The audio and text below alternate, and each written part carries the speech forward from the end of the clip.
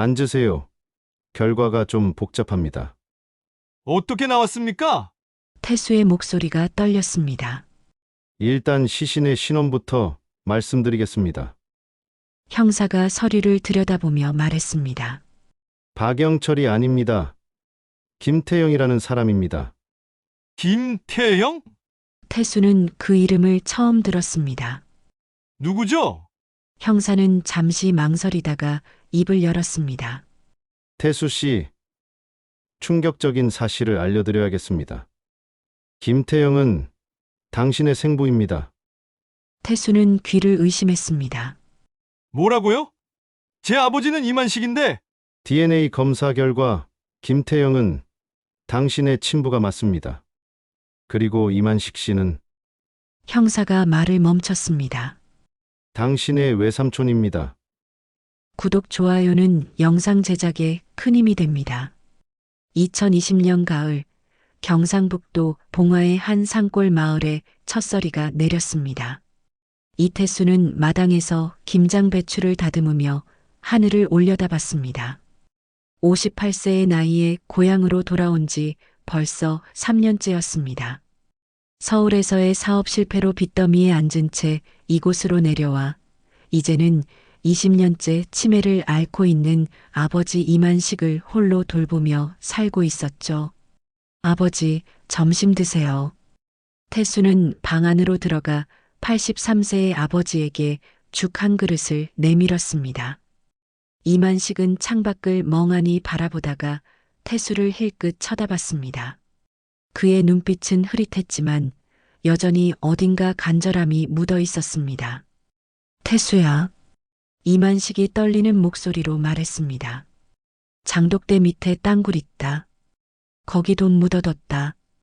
돈 다 묻었다. 태수는 한숨을 쉬며 고개를 저었습니다. 아버지는 하루에도 몇 번씩 똑같은 말을 반복했습니다.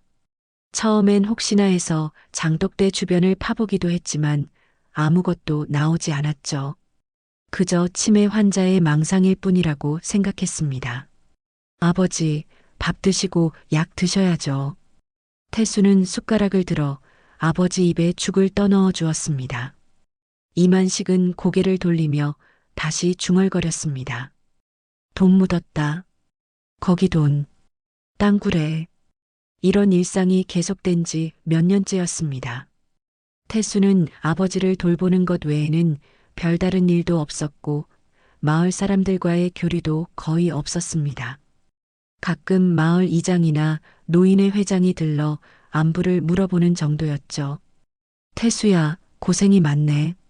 마을 회관 앞에서 만난 김 이장이 말했습니다. 내 아버지가 젊었을 때는 참 활발했는데 광산 사업으로 돈도 꽤 벌었다더니 말이야. 그런 얘기 들었습니다. 태수는 시큰둥하게 대답했습니다. 아버지의 젊은 시절 이야기는 마을 어르신들 사이에서 종종 나오는 화제거리였습니다. 80년대 금광붐이 일었을 때 이만식이 꽤 큰 사업을 했다는 얘기였죠. 그런데 그 돈이 어디 갔는지는 아무도 모르겠더라고. 옆에 있던 박 노인이 끼어들었습니다. 어느 날 갑자기 사업을 접고 그 뒤로는 그냥 농사만 지으며 살았지. 참 이상한 일이야. 태수는 그런 얘기들을 그냥 흘려들었습니다. 아버지가 돈을 많이 벌었다면 왜 자신이 이렇게 고생하며 살고 있겠습니까? 게다가 치매에 걸린 아버지에게서 그런 과거의 흔적을 찾을 수도 없었죠. 여동생 정숙은 부산에서 살면서 명절에만 얼굴을 비쳤습니다. 55세인 정숙은 남편과 함께 작은 식당을 운영하며 바쁘게 살고 있었습니다. 가끔 전화를 걸어와 아버지 안부를 묻긴 했지만 직접 찾아오는 일은 거의 없었죠. 오빠, 아버지 상태는 어때? 정숙이 전화로 물어봤습니다. 똑같아. 맨날 땅굴 얘기만 하고. 태수는 피곤한 목소리로 대답했습니다. 치매 환자가 다 그렇잖아. 옛날 일만 기억하고 없는 얘기도 지어내고. 너무 신경 쓰지 마. 태수도 그렇게 생각했습니다. 아버지의 반복되는 말들은 그저 병든 기억의 파편일 뿐이라고 여겼죠. 땅굴이니 돈이니 하는 얘기는 아마 젊은 시절 광산 일을 하던 기억이 뒤섞여서 나오는 말일 거라고 추측했습니다. 하루는 아버지가 유난히 불안해하며 태수의 소매를 잡고 늘어졌습니다. 태수야, 진짜야. 땅굴 있어. 가서 확인해봐. 돈 있어. 진짜 있다고. 태수는 아버지의 간절한 눈빛을 보며 잠시 마음이 흔들렸습니다. 하지만 이미 몇 번이나 확인해 본 일이었죠. 장독대 주변을 아무리 파봐도 평범한 흙만 나올 뿐이었습니다. 알겠습니다, 아버지. 나중에 확인해 볼게요. 태수는 아버지를 달래며 말했습니다. 이만식은 그제야 안심한 듯 고개를 끄덕였습니다. 그날 밤 태수는 마당에 나와 장독대를 바라봤습니다.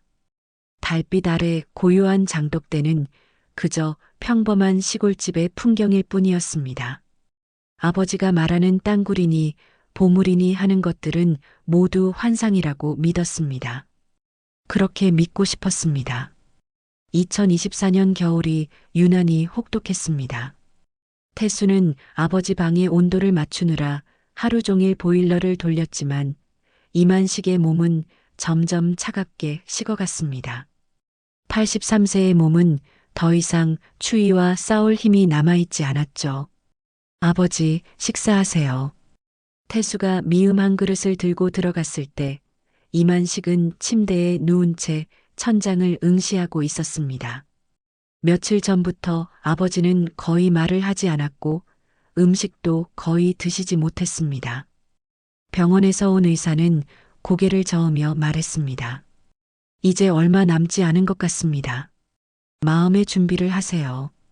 태수는 가슴이 먹먹해졌습니다. 비록 치매로 소통이 어려웠지만 4년 동안 함께 살아온 아버지였습니다.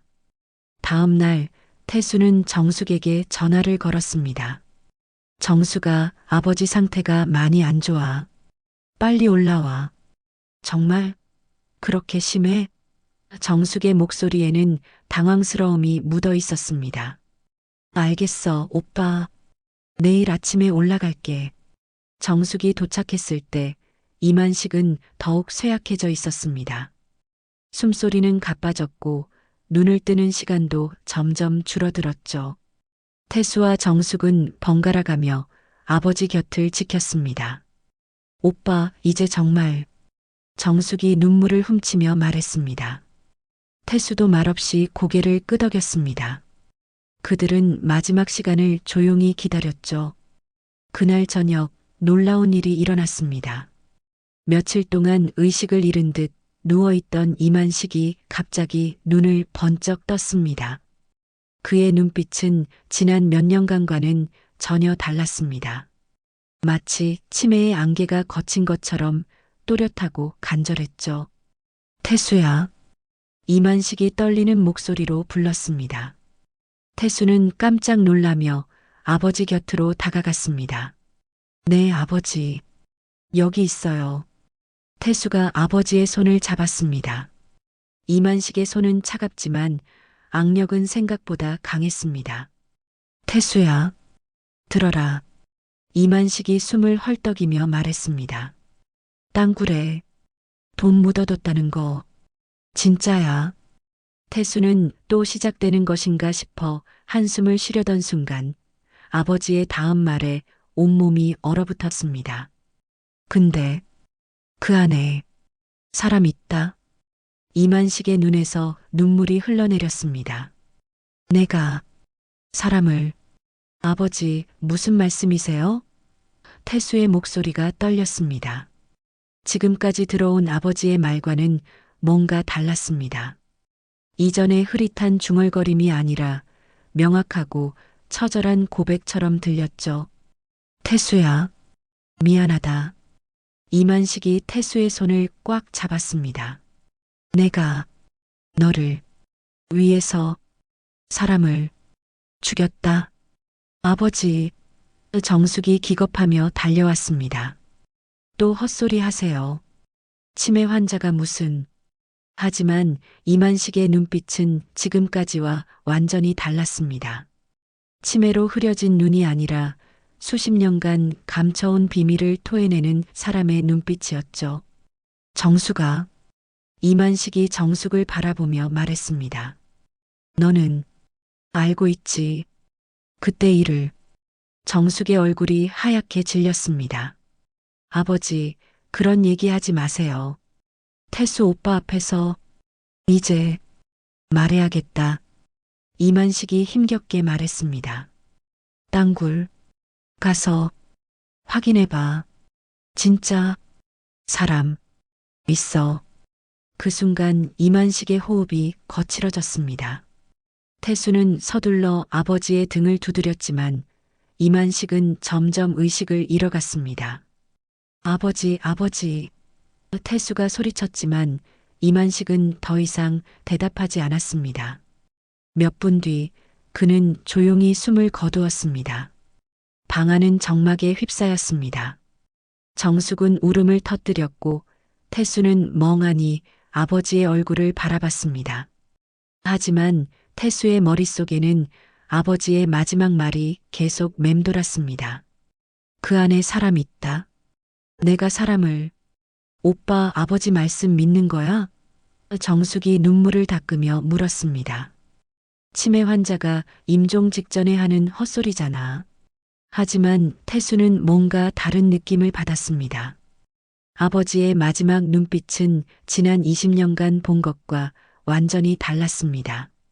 마치 오랜 시간 갇혀있던 진실이 마지막 순간에 터져 나온 것 같았죠. 그날 밤 장례 준비를 마친 후 태수는 홀로 마당에 나섰습니다. 달빛 아래 장독대가 보였습니다.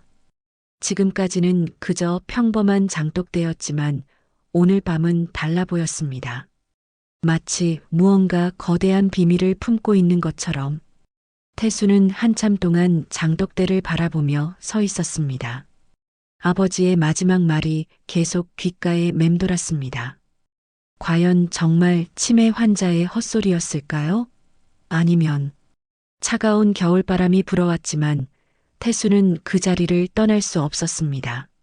뭔가 알 수 없는 불안감이 가슴을 짓눌렀습니다. 아버지의 장례를 치른 지 사흘이 지났습니다. 정숙은 부산으로 내려갔고 태수는 다시 혼자가 되었습니다. 하지만 이상하게도 마음이 편하지 않았습니다. 아버지의 마지막 말이 계속 머릿속을 맴돌았죠. 그 안에 사람 있다. 내가 사람을. 태수는 며칠 동안 잠을 제대로 이루지 못했습니다. 꿈속에서도 아버지의 간절한 눈빛이 나타나 같은 말을 반복했습니다. 단순한 치매 환자의 헛소리라고 넘기기에는 그 순간의 아버지 모습이 너무나 또렷했습니다. 이러면 안 되는데. 태수는 중얼거리며 마당으로 나섰습니다. 장독대가 눈에 들어왔습니다. 지난 4년 동안 수없이 봐온 평범한 장독대였지만 이제는 왠지 다르게 보였습니다. 태수는 창고에서 삽을 꺼내왔습니다. 손이 떨렸지만 더 이상 참을 수 없었습니다. 아버지의 마지막 말이 진짜인지 확인해야 했습니다. 아버지, 정말 여기에 뭔가 있는 건가요? 태수는 혼잣말을 하며 삽을 장독대 옆 땅에 찔러 넣었습니다. 처음에는 평범한 흙만 나왔습니다. 1시간 정도 파내려갔을 때도 마찬가지였죠.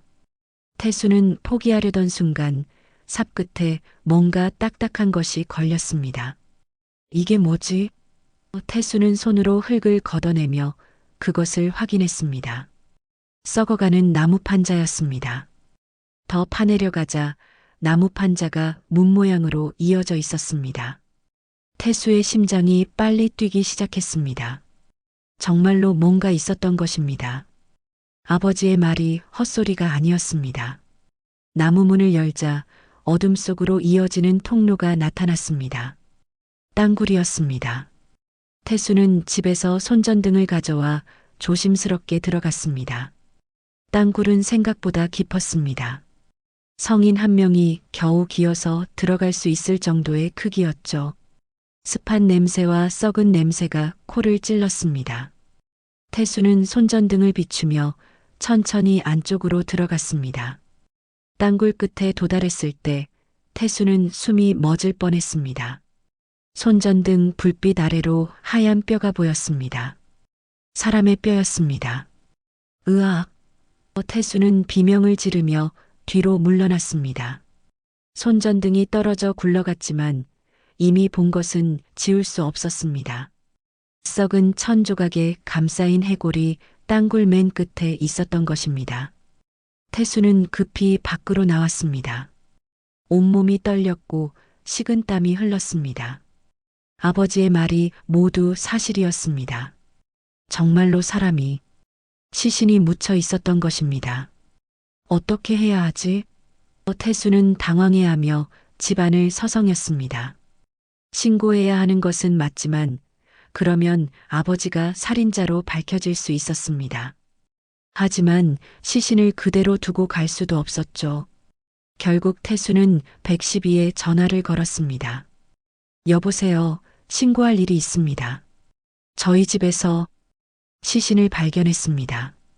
1시간 후 경찰과 국과수 직원들이 도착했습니다. 이들은 태수의 안내를 받아 땅굴로 들어갔고 곧 시신을 확인했습니다. 언제부터 이 땅굴의 존재를 알고 계셨습니까? 형사가 태수에게 물었습니다. 어제 처음 알았습니다. 아버지가 돌아가시기 전에 땅굴 얘기를 하셔서. 태수는 떨리는 목소리로 대답했습니다. 아버지 분이 뭐라고 하셨죠? 태수는 아버지의 마지막 말을 그대로 전했습니다. 형사는 고개를 끄덕이며 메모했습니다. 시신의 상태로 봐서는 30년 이상 된 것 같습니다. 정확한 건 부검과 DNA 감식을 해봐야 알겠지만요. 국과수 직원이 말했습니다. 소식은 금세 마을에 퍼졌습니다. 태순의 집에 경찰차와 국과수 차량이 몰려오는 것을 본 마을 사람들이 웅성거리기 시작했습니다. 이만식 씨 집에서 시신이 나왔다더라. 시신? 누구 시신인데? 모르겠어. 30년도 넘은 시신이라는데. 태수는 마을 사람들의 시선을 받으며 집에 있을 수가 없었습니다. 모든 것이 변해버렸습니다. 평범한 시골 집이었던 이곳이 하루아침에 범죄 현장이 되어버린 것입니다. 저녁이 되어서야 정숙에게 연락이 왔습니다. 오빠 뉴스에 나왔어. 우리 집이 왜 뉴스에 나와? 정수가. 태수는 힘없는 목소리로 모든 상황을 설명했습니다. 전화 너머로 정숙의 경악하는 소리가 들렸습니다. 오빠 미쳤어? 왜 그런 걸 팠어? 아버지 헛소리를 왜 믿어? 하지만 정말 있었잖아. 시신이. 그래서 어쩌라고? 이제 우리가 살인자 가족이 되는 거야? 우리 애들은 어떻게 하고? 정숙의 목소리가 날카로워졌습니다. 나도 어떻게 해야 할지 모르겠어. 태수는 고개를 떨어뜨렸습니다. 오빠가 다 망쳤어. 그냥 모른 척하고 살면 될 것을 왜 굳이. 정숙은 울음을 터뜨렸습니다. 전화를 끊은 후 태수는 텅 빈 집에 혼자 앉아 있었습니다. 창밖으로는 여전히 경찰 테이프가 바람에 흔들리고 있었습니다. 이제 모든 것이 드러날 것입니다. 아버지가 숨겨온 진실이, 그리고 자신의 인생도 완전히 바뀔 것입니다. 태수는 아버지의 영정사진을 바라봤습니다. 아버지, 대체 무슨 일이었습니까? 하지만 이제 아버지는 대답할 수 없었습니다. 남은 것은 땅속에서 나온 30년 전의 비밀뿐이었습니다. 경찰 조사가 시작된 지 일주일이 지났습니다.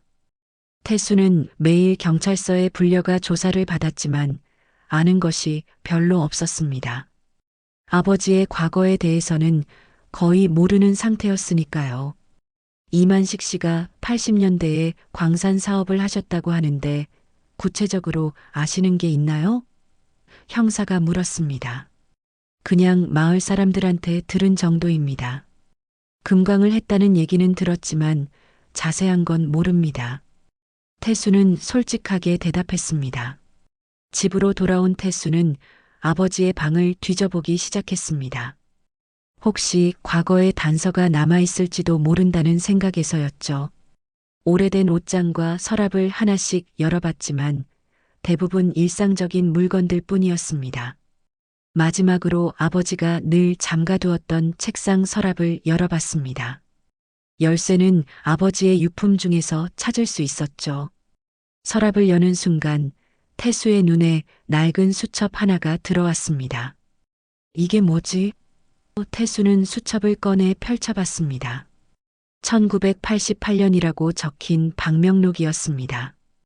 아버지가 사업을 할 때 손님들의 이름을 적어둔 것 같았죠. 방명록을 넘겨가며 보니 여러 사람들의 이름과 날짜, 그리고 간단한 메모가 적혀 있었습니다. 김철수 대구 88년 3월 2일 금 2kg 거래. 정병호 서울 88년 4월 15일 장비 점검 같은 내용들이었습니다.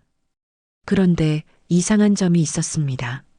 몇몇 이름 옆에는 붉은 잉크로 X 표시가 되어 있었던 것입니다. 그 중에서도 유독 눈에 띄는 이름이 하나 있었습니다. 박영철 서울 88년 5월 14일 X 박영철. 태수는 이 이름을 어디선가 들어본 것 같았습니다. 곰곰 생각해보니 마을 어르신들이 종종 언급하던 이름이었죠. 아버지와 함께 광산 사업을 했던 동업자 말입니다. 태수는 급히 마을 회관으로 향했습니다. 김 이장을 만나 박영철에 대해 물어봤습니다. 아, 박영철? 그 사람 말이야. 김 이장은 담배를 한 모금 빨고 말했습니다. 내 아버지랑 함께 광산 일하던 사람이지. 그런데 88년인가 89년인가에 갑자기 사라졌어. 사라졌다고요? 응. 어느 날 갑자기 연락이 안 되더라고. 그때 광산에서 금 몇 킬로가 없어졌다는 소문도 있었지. 사람들은 박영철이 금을 가지고 튀었다고 생각했어. 태수의 가슴이 쿵쾅거렸습니다. 박영철이 사라진 시기와 방명록의 날짜가 비슷했습니다. 그리고 그의 이름 옆에는 붉은 X 표시가 있었죠. 그 박영철이라는 사람, 어떤 사람이었나요? 태수가 다시 물었습니다. 글쎄, 서울에서 온 사람이라고 했는데 돈에 욕심이 많았지. 내 아버지보다 나이도 어렸고. 김 이장이 기억을 되짚으며 말했습니다. 그런데 왜 갑자기 그 사람 얘기를 물어? 태수는 대답하지 않고 집으로 돌아왔습니다. 머릿속이 복잡했습니다. 혹시 땅굴에서 나온 시신이 박영철일까요? 그렇다면 아버지가 정말로. 그날 밤 태수는 방명록을 더 자세히 살펴봤습니다. 붉은 X 표시가 된 이름들을 찾아봤죠. 박영철 외에도 몇 명 더 있었습니다. 이창호 부산 88년 6월 3일 X, 김동식 대전 88년 7월 20일 X. 태수는 이 사람들이 모두 어떻게 되었는지 궁금했습니다. 혹시 모두 박영철처럼 사라진 것은 아닐까요? 다음 날 태수는 경찰서에 가서 형사에게 방명록을 보여줬습니다. 아버지 방에서 이걸 발견했습니다. 형사는 방명록을 받아보며 꼼꼼히 살펴봤습니다. 이 붉은 표시는 뭘까요? 모르겠습니다. 하지만 이 박영철이라는 사람은 88년에 갑자기 사라졌다고 합니다. 태수는 마을에서 들은 얘기를 전했습니다. 흥미롭네요. 시신의 DNA 감식 결과가 나오면 더 자세히 알 수 있을 것 같습니다. 형사가 말했습니다.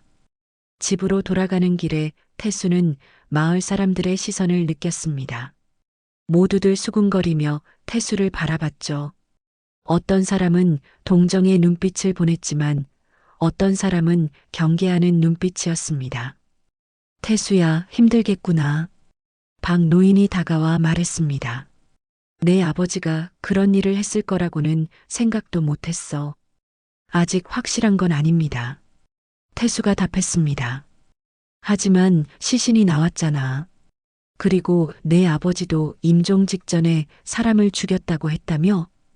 박 노인이 고개를 저었습니다. 참 세상 일은 모르는 거야. 태수는 더 이상 견딜 수 없어 집으로 달려갔습니다. 온 마을이 자신을 범죄자의 아들로 보고 있었습니다. 아버지가 정말 살인을 저질렀다면 자신은 앞으로 어떻게 살아가야 할까요? 그날 밤 정숙에게서 전화가 왔습니다. 오빠, 부산에서도 소문이 다 퍼졌어. 우리 식당 손님들도 수군거리고. 정숙의 목소리는 울먹였습니다. 미안해, 정숙아. 오빠가 왜 미안해? 잘못한 건 아버지지. 정숙이 한숨을 쉬었습니다. 그런데 정말 아버지가 사람을 죽인 걸까? 모르겠어. 하지만 증거들이 너무 명확해. 태수는 박명록 얘기를 정숙에게도 들려줬습니다. 박영철, 그 이름 나도 들어본 것 같아. 정숙이 중얼거렸습니다. 어렸을 때 아버지가 그 사람 얘기하시던 것 같은데. 정말? 뭐라고 하셨어? 잘 기억은 안 나는데. 나쁜 사람이라고 하시던 것 같아. 그런데 오빠, 만약 정말 아버지가 그 사람을 죽였다면 이유가 있었을 거야. 태수는 정숙의 말에 깊이 생각에 빠졌습니다. 과연 아버지에게는 어떤 사연이 있었을까요? 단순한 돈 때문이었을까요? 아니면 다른 이유가 있었을까요? DNA 감식 결과가 나오는데 2주가 걸렸습니다. 태수는 그 기간 동안 마을에서 완전히 고립된 채 살았습니다. 마을 사람들은 태수를 보면 피하거나 수군거렸고 가게에서 물건을 사려고 해도 냉대를 받았죠. 태수 씨, 경찰서에 나와주세요. 감식 결과가 나왔습니다. 형사의 전화를 받고 태수는 서둘러 경찰서로 향했습니다. 형사는 태수를 조사실로 안내하며 심각한 표정을 지었습니다. 앉으세요. 결과가 좀 복잡합니다. 어떻게 나왔습니까? 태수의 목소리가 떨렸습니다. 일단 시신의 신원부터 말씀드리겠습니다. 형사가 서류를 들여다보며 말했습니다. 박영철이 아닙니다. 김태영이라는 사람입니다. 김태영? 태수는 그 이름을 처음 들었습니다. 누구죠? 형사는 잠시 망설이다가 입을 열었습니다. 태수 씨, 충격적인 사실을 알려드려야겠습니다. 김태영은 당신의 생부입니다. 태수는 귀를 의심했습니다. 뭐라고요? 제 아버지는 이만식인데. DNA 검사 결과 김태영은 당신의 친부가 맞습니다. 그리고 이만식 씨는 형사가 말을 멈췄습니다. 당신의 외삼촌입니다. 태수는 의자에서 일어설 수 없을 정도로 충격받았습니다. 평생 아버지라고 부르며 살았던 이만식이 사실은 외삼촌이었다는 것입니다. 그리고 진짜 아버지는 30년 전에 죽어서 땅속에 묻혀 있었다는 것이죠. 그럼 제 어머니는 누구입니까? 태수가 간신히 말했습니다. 이만식 씨의 누이 동생인 이미경 씨입니다. 이미경 씨는 당신이 5살 때 사고로 돌아가셨다고 되어 있네요.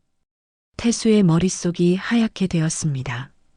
자신이 알고 있던 모든 것이 거짓이었습니다. 아버지도 자신의 정체성도 모든 것이 무너져 내렸습니다. 그럼 정숙이는?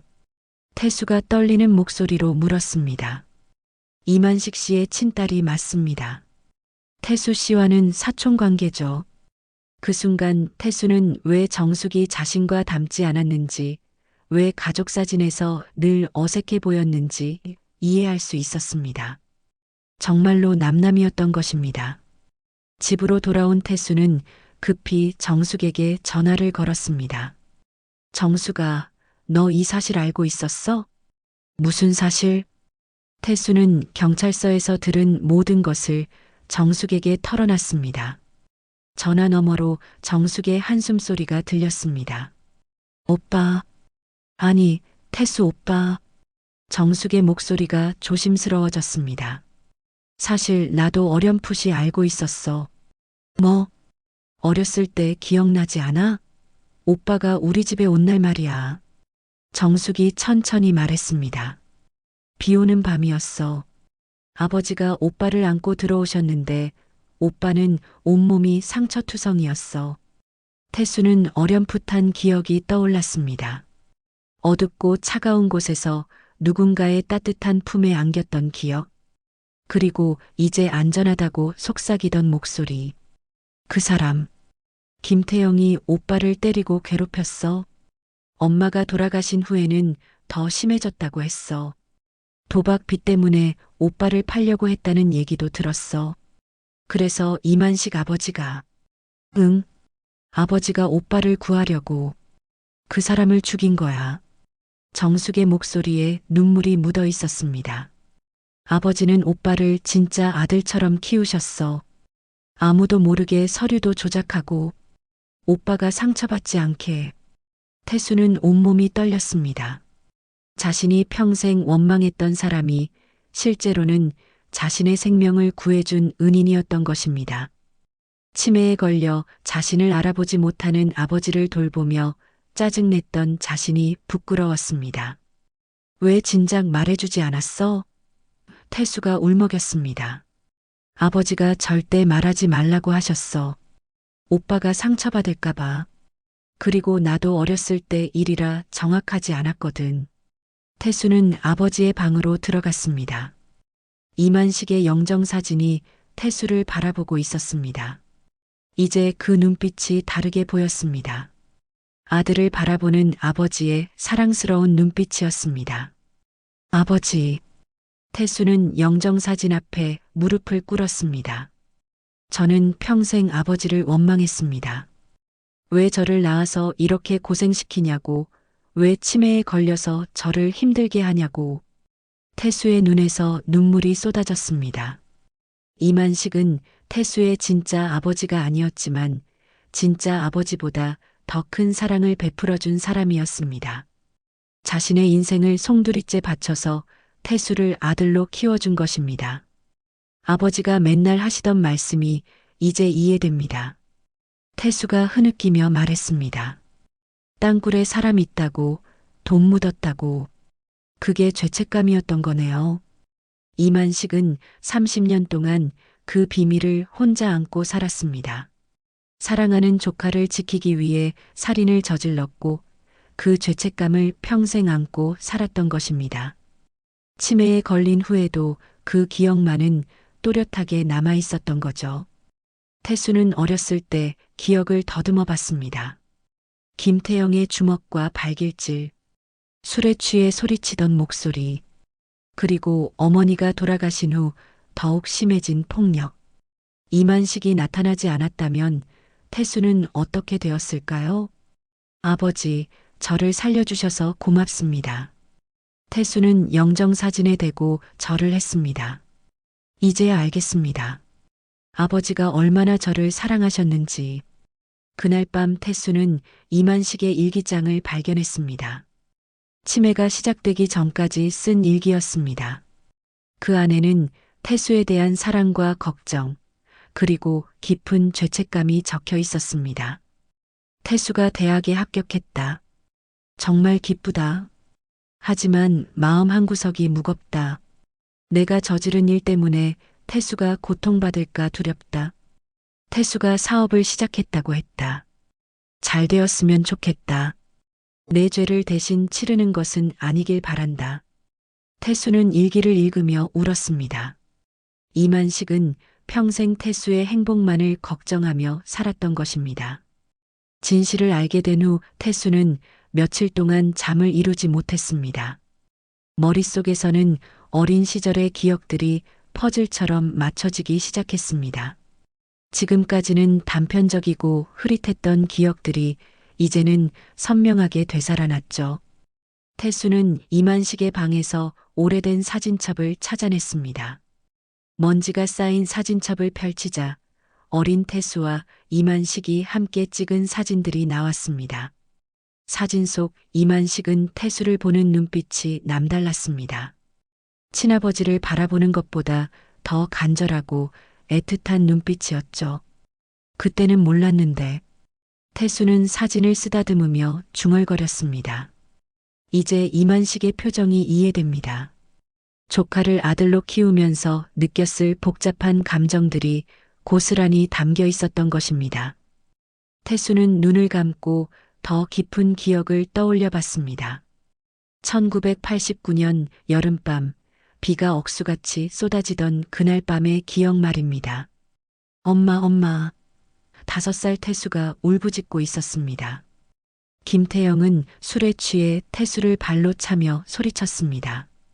이놈의 새끼가, 내 엄마는 죽었어. 이제 너도 팔아버릴 거야. 태수는 온몸이 아팠지만 울 수밖에 없었습니다. 어머니가 교통사고로 돌아가신 후 김태영의 폭력은 더욱 심해졌습니다. 도박 빚에 시달리던 김태영은 태수를 돈으로 바꿀 생각만 하고 있었죠. 그때 문이 벌컥 열리며 이만식이 들어왔습니다. 형님, 그만하세요. 이만식? 너 왜 여기 와? 김태영이 비틀거리며 돌아봤습니다. 태수를 제가 데려가겠습니다. 이만식의 목소리는 단호했습니다. 이러면 안 됩니다. 뭐? 내가 뭔데 내 아들을. 김태영이 주먹을 들어 올렸습니다. 그 순간의 기억이 태수에게는 흐릿했습니다. 큰 소리가 났고 김태영이 쓰러졌습니다. 이만식은 피투성이가 된 태수를 안고 집을 나왔죠. 태수야, 이제 괜찮다. 삼촌이 지켜줄게. 이만식이 태수를 품에 안고 속삭였습니다. 그 목소리는 따뜻했지만 떨리고 있었습니다. 태수는 그날 밤의 기억을 더 선명하게 떠올렸습니다. 이만식의 옷에 피가 묻어 있었고 이만식의 손도 상처가 나 있었습니다. 분명 김태영과 몸싸움이 있었던 것입니다. 삼촌, 어린 태수가 울먹이며 말했습니다. 이제부터 삼촌이 아니라 아버지야. 태수 아버지가 되어줄게. 이만식이 태수의 머리를 쓰다듬었습니다. 아무도 너를 아프게 하지 못하게 할 거야. 그 후의 기억들도 하나씩 되살아났습니다. 이만식은 정말로 태수의 아버지가 되었습니다. 밤마다 악몽에 시달리는 태수를 안아주고 상처를 치료해주고 학교에 보내주었죠. 태수가 아픈 날에는 밤새 간병해 주었고 학교에서 상을 받으면 누구보다 기뻐해 주었습니다. 아버지는 왜 혼자 사세요? 중학생이 된 태수가 물어본 적이 있었습니다. 아버지에게는 태수가 있잖아. 그걸로 충분해. 이만식이 웃으며 대답했습니다. 실제로 이만식은 태수를 키우기 위해 평생 독신으로 살았습니다. 결혼할 기회도 있었지만 태수에게 상처가 될까봐 포기했던 것입니다. 태수는 이만식의 희생이 얼마나 컸는지 이제야 깨달았습니다. 20대의 청춘을 포기하고 자신의 인생을 송두리째 태수에게 바쳤던 것입니다. 그리고 30년 동안 살인의 죄책감을 혼자 짊어지고 살았던 것이죠. 태수는 아버지가 치매에 걸린 후의 일들도 다시 생각해 봤습니다. 땅굴에 돈 묻었다고 반복하던 말. 이제는 그 의미를 알 수 있었습니다. 돈이 아니라 김태영의 시신을 묻었다는 뜻이었고 동시에 그 일로 인한 죄책감의 표현이었던 것입니다. 사람 있다는 말도 마찬가지였습니다. 땅굴에 사람이 묻혀 있다는 사실적 고백이면서 동시에 자신이 사람을 죽였다는 고백이었던 거죠. 태수는 이만식이 치매에 걸린 후에도 그 기억만큼은 계속 괴롭혔다는 것을 알 수 있었습니다. 다른 기억들은 모두 사라졌지만 태수를 지키기 위해 저지른 일만큼은 마지막까지 기억하고 있었던 것입니다. 아버지. 태수는 영정사진을 바라보며 눈물을 흘렸습니다. 저는 아버지가 저를 버리고 싶어 하는 줄 알았습니다. 제가 짐이라고 생각하시는 줄 알았어요. 하지만 진실은 정반대였습니다. 이만식은 태수를 세상에서 가장 소중한 존재로 여기고 있었습니다. 자신의 모든 것을 희생해서라도 지키고 싶은 아들이었던 것이죠. 태수는 이만식이 마지막에 남긴 말들을 다시 떠올렸습니다. 태수야, 미안하다. 내가 너를 위해서 사람을 죽였다. 이제 그 말의 진정한 의미를 알 수 있었습니다. 이만식은 죽음 직전까지도 태수를 걱정하고 있었던 것입니다. 자신이 저지른 일 때문에 태수가 고통받을까봐 미안해하고 있었던 거죠. 태수는 정숙에게 전화를 걸었습니다. 정수가 아버지가 얼마나 위대한 분이셨는지 이제 알겠어. 오빠도 이제 알았구나. 정숙의 목소리에도 눈물이 묻어 있었습니다. 아버지는 정말 오빠를 사랑하셨어. 나보다도 더. 그런 말 하지 마. 사실이야. 아버지는 오빠를 위해서라면 뭐든지 할 수 있는 분이셨어. 그래서 그런 일도 저지르셨고, 태수는 이만식에 대한 모든 오해가 풀어지는 것을 느꼈습니다. 평생 원망했던 그 사람이 실제로는 자신을 위해 모든 것을 바쳐준 진정한 아버지였던 것입니다. 진실을 모두 알게 된 후 일주일이 지났습니다. 태수는 큰 결심을 했습니다. 이만식의 진정한 모습을 세상에 알리기로 한 것입니다. 더 이상 숨기고 싶지 않았습니다. 오빠, 정말 그럴 거야? 정숙이 걱정스러운 목소리로 물었습니다. 기자회견까지 할 필요가 있어? 응. 아버지가 단순한 살인자가 아니라는 걸 사람들이 알아야 해. 태수의 목소리는 단호했습니다. 아버지는 저를 지키기 위해 그런 일을 하셨어.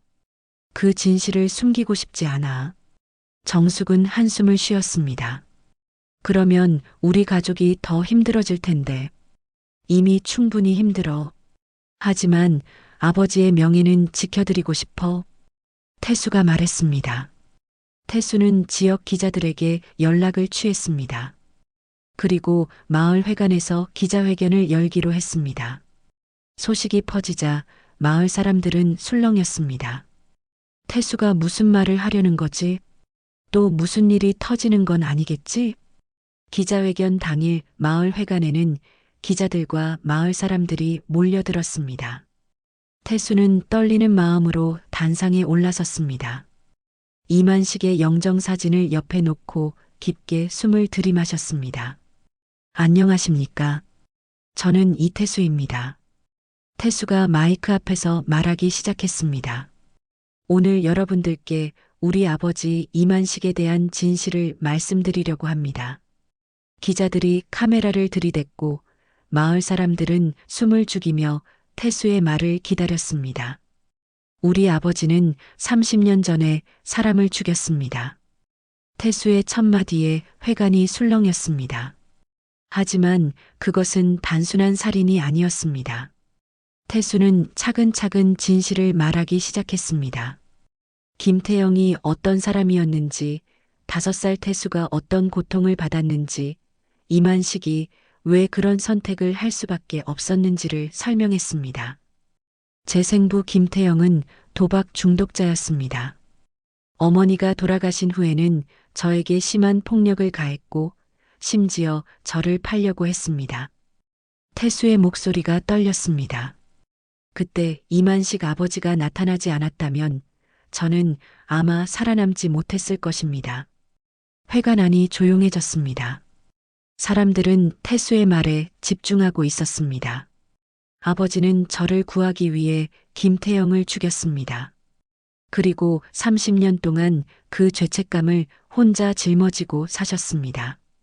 태수가 이만식의 영정사진을 바라봤습니다. 아버지는 저를 친아들처럼 키워주셨습니다. 결혼도 하지 않으시고 모든 것을 저에게 바치셨습니다. 마을 사람들 중 몇몇이 눈시울을 붉혔습니다. 김 이장은 고개를 끄덕이며 태수의 말을 들었습니다. 치매에 걸리신 후에도 아버지는 그 기억을 잊지 못하셨습니다. 땅굴에 사람이 있다고 계속 말씀하신 것은 죄책감 때문이었습니다. 태수의 눈에서 눈물이 흘러내렸습니다. 저는 그 말을 그냥 헛소리라고 생각했습니다. 아버지가 얼마나 고통스러워 하셨는지도 모르고 기자 중 한 명이 질문했습니다. 그럼 이만식 씨를 어떻게 평가하십니까? 살인자입니까? 영웅입니까? 태수는 잠시 생각한 후 대답했습니다. 아버지는 살인자였을지도 모릅니다. 하지만 저에게는 생명의 은인이자 진정한 아버지셨습니다. 법적으로는 죄인일 수 있지만 도덕적으로는 영웅이셨습니다. 다시 그런 일이 생긴다면 어떻게 하시겠습니까? 다른 기자가 물었습니다. 그런 일이 생기지 않기를 바랍니다. 하지만 만약 정말로 무고한 아이가 위험에 처한다면 태수가 잠시 멈췄습니다. 저도 아버지와 같은 선택을 할 수 있을 것 같습니다. 회관이 다시 술렁였습니다. 태수의 솔직한 대답에 사람들은 놀랐습니다. 아버지는 평생 속죄하며 사셨습니다. 저를 사랑으로 키우시면서 동시에 자신이 저지른 일에 대한 죄책감을 안고 사셨습니다. 태수가 마지막 말을 했습니다. 그런 아버지를 저는 존경합니다. 그리고 사랑합니다. 기자회견이 끝난 후 마을 사람들이 태수에게 다가왔습니다. 예상과 달리 비난보다는 위로의 말이 더 많았습니다. 태수야, 고생 많았구나. 박 노인이 태수의 어깨를 두드렸습니다. 내 아버지 마음 이제 알겠다. 그래, 아이를 지키려는 마음이야 누구나 똑같지. 다른 어르신도 고개를 끄덕였습니다. 김 의장은 태수에게 다가와 말했습니다. 태수야, 이만식 형님은 좋은 분이셨어. 법적으로는 문제가 있을지 모르지만 인간적으로는 이해할 수 있어. 그날 저녁 태수는 정숙과 함께 이만식의 영정 앞에 앉았습니다. 촛불이 영정 사진을 비추고 있었습니다. 아버지, 이제 진실을 모두 말씀드렸습니다. 태수가 영정 사진에 대고 말했습니다. 더 이상 혼자 짊어지지 마세요. 이제 저도 아버지의 아픔을 나누겠습니다. 정숙도 눈물을 흘리며 말했습니다. 아버지, 태수 오빠 정말 잘 키우셨어요. 아버지가 자랑스러워요. 그날 밤 태수는 오랜만에 깊이 잠들 수 있었습니다. 아버지에 대한 모든 오해가 풀어졌고 진실을 세상에 알렸다는 안도감 때문이었습니다. 비록 복잡한 현실이 남아 있었지만 적어도 이만식의 명예는 지켜낼 수 있었습니다. 기자회견이 있은 지 한 달이 지났습니다. 태수의 이야기는 전국 뉴스에까지 보도되었고 사람들의 반응은 예상보다 따뜻했습니다. 물론 법적인 문제는 여전히 남아 있었지만 이미 30년이 지난 일이라 실질적인 처벌은 어려웠습니다. 더구나 이만식은 이미 세상을 떠난 상태였죠. 오빠, 기사 봤어? 정숙이 전화로 말했습니다. 댓글들도 대부분 아버지를 이해한다는 내용이야. 태수는 안도의 한숨을 쉬었습니다. 사람들이 이만식의 선택을 이해해주는 것만으로도 충분했습니다. 아버지가 단순한 살인자가 아니라는 것을 알아준 것이 감사했죠. 그날 오후 태수는 마당에 나가 땅굴이 있던 자리를 바라봤습니다. 경찰 조사가 끝난 후 그곳은 다시 메워졌습니다. 이제 평범한 흙더미만 남아있을 뿐이었습니다. 여기에 뭔가 심어야겠네. 태수는 혼잣말을 했습니다. 그냥 빈 땅으로 놔둘 수는 없었습니다. 김태영이 묻혀있던 곳이지만 동시에 이만식의 사랑이 시작된 곳이기도 했으니까요. 태수는 마을 꽃집에 가서 들꽃 씨앗을 샀습니다. 코스모스, 해바라기, 나팔꽃 등 화려하지 않지만 소박하고 아름다운 꽃들이었습니다. 이만식이 좋아했을 만한 꽃들이었죠. 씨앗을 뿌리며 태수는 이만식을 생각했습니다. 30년 동안 이곳에 묻힌 비밀 때문에 고통받았을 아버지의 마음을 생각하니 가슴이 아팠습니다. 하지만 이제는 모든 것이 드러났으니 아버지도 편안히 쉴 수 있을 것 같았습니다. 아버지, 이제 마음 편히 쉬세요. 태수가 흙을 덮으며 말했습니다. 저는 아버지 덕분에 살아 있습니다. 그 사실을 절대 잊지 않겠습니다. 며칠 후 마을에서 예상치 못한 방문객이 찾아왔습니다. 서울에서 온 중년 여성이었는데 자신을 김태영의 조카라고 소개했습니다. 안녕하세요. 저는 김미영이라고 합니다. 여성이 정중하게 인사했습니다. 뉴스를 보고 찾아왔습니다. 태수는 당황했지만 그녀를 집 안으로 모셨습니다. 김미영은 30년 동안 김태영을 찾고 있었다고 했습니다. 삼촌이 그런 일을 했다는 걸 몰랐습니다. 김미영이 고개를 숙였습니다. 도박과 폭력 때문에 가족들도 다 떠났거든요. 하지만 그래도 가족이니까. 태수는 복잡한 마음이었습니다. 김태영도 누군가에게는 소중한 사람이었던 것입니다. 삼촌을 미워하지 않습니다. 김미영이 말했습니다. 이만식 어르신도 미워하지 않아요. 어쩔 수 없는 일이었다고 생각해요. 고맙습니다. 태수가 진심으로 말했습니다. 대신 한 가지 부탁이 있습니다. 김미영이 조심스럽게 말했습니다. 삼촌을 위한 작은 추도식을 해도 될까요? 가족으로서 마지막 인사는 하고 싶어서요. 태수는 잠시 고민했지만 고개를 끄덕였습니다. 김태영이 나쁜 사람이었지만 그래도 죽은 자에 대한 예의는 지켜야 한다고 생각했습니다. 추도식은 조용히 치러졌습니다. 김미영과 그녀의 가족들이 꽃을 바치고 묵념했습니다. 태수도 함께 고개를 숙였습니다. 복잡한 마음이었지만 이것으로 모든 것이 정리되는 느낌이었습니다. 이만식 어르신께도 감사드린다고 전해주세요. 김미영이 떠나기 전에 말했습니다.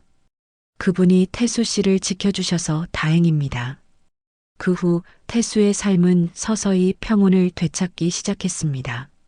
마을 사람들도 예전처럼 태수를 대했고 오히려 더 따뜻하게 대해주는 사람들도 있었습니다. 정숙도 부산에서 가끔 올라와 태수와 시간을 보냈습니다. 이제는 진짜 가족이 된 기분이었습니다. 혈연은 아니었지만 이만식이라는 공통의 아버지를 둔 남매였으니까요. 오빠 앞으로 뭐 할 거야? 정숙이 물었습니다. 글쎄, 이 마을에서 계속 살 생각이야. 태수가 대답했습니다. 그래도 뭔가 일은 해야 하지 않아? 태수는 생각해 봤습니다. 무엇을 하며 살아갈까요? 그때 문득 아이디어가 떠올랐습니다. 마을에 작은 역사관을 만들어 볼까 해. 태수가 말했습니다. 이 마을의 이야기들을 모아서 전시하는 거야. 아버지 이야기도 포함해서. 좋은 생각이네. 정숙이 웃으며 말했습니다. 봄이 왔을 때 태수가 심은 들꽃들이 싹을 틔웠습니다.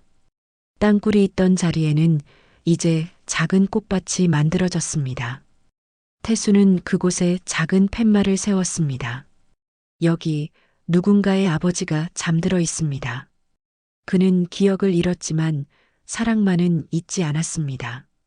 마을 역사관 준비도 순조롭게 진행되었습니다.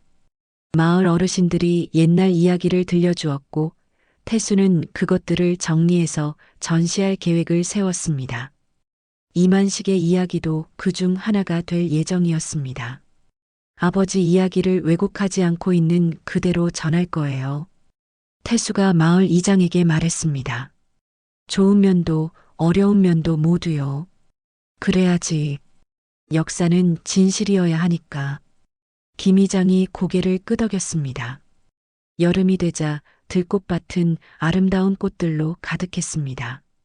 코스모스가 바람에 흔들리고 해바라기가 태양을 바라보며 피어 있었습니다. 마을 아이들이 가끔 와서 꽃을 구경하기도 했습니다. 아저씨, 여기 꽃들이 정말 예뻐요. 한 아이가 태수에게 말했습니다. 그래, 아저씨가 심은 거야. 태수가 웃으며 대답했습니다. 왜 여기에 심었어요? 태수는 잠시 생각한 후 대답했습니다. 사랑하는 사람을 기억하기 위해서야. 그날 저녁 태수는 꽃밭 앞에 앉아 노을을 바라봤습니다. 이만식의 영정사진을 무릎에 올려놓고 조용히 말했습니다. 아버지, 저는 이제 행복합니다.